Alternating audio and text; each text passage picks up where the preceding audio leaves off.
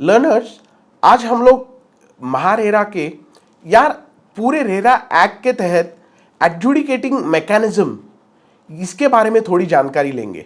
इसके easy understanding के लिए मैंने ये एक चार्ट किया है which I would suggest you to go through.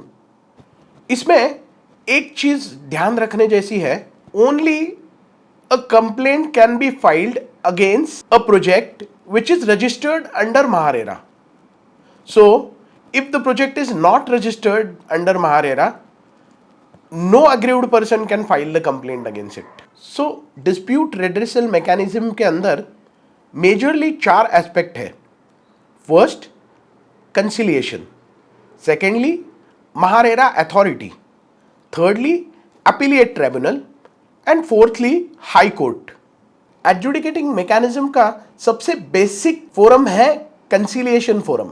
इस फोरम में aggrieved party can file a request against the other party stating the causes why he has filed the request. अगर दूसरे पार्टी ने जिसके अगेंस्ट ये request file हुआ है उसने अगर उसका कंसेंट दिया तो the first party will have to pay the fees of rupees 1000 plus GST.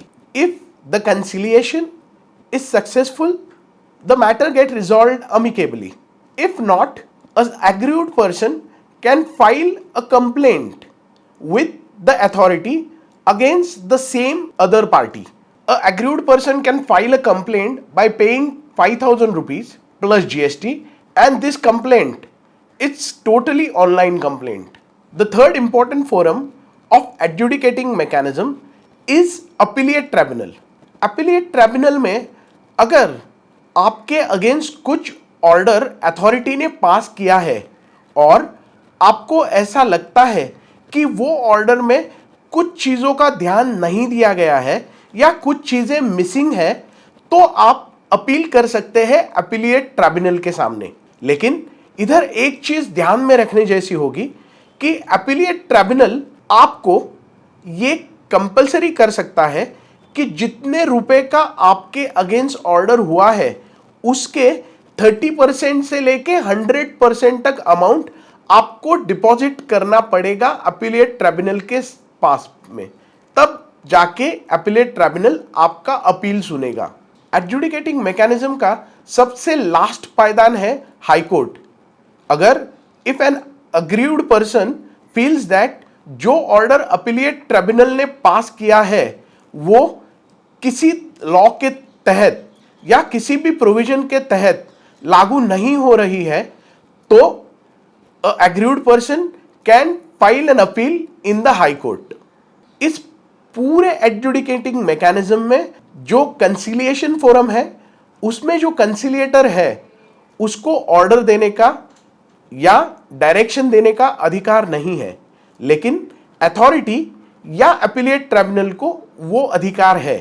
और अथॉरिटी और अपीलिएट ट्राइब्यूनल ये क्वासी जुडिशियल बॉडीज है। ये बात गौर करने जैसी है कि ये पूरा एडजुडिकेटिंग मैकेनिज्म वर्क करने के लिए the project has to be registered with the authority.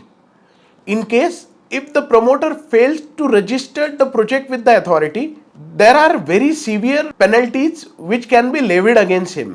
RERA act का सेक्शन 59 से लेके 69 पूरे पेनल्टीज के ऊपर बेस्ड है। इन case if the project is not registered with the authority, there are severe penalties which can go up to 10% of the cost of the project. So learners, it is very important for every promoter to register his project with the authority.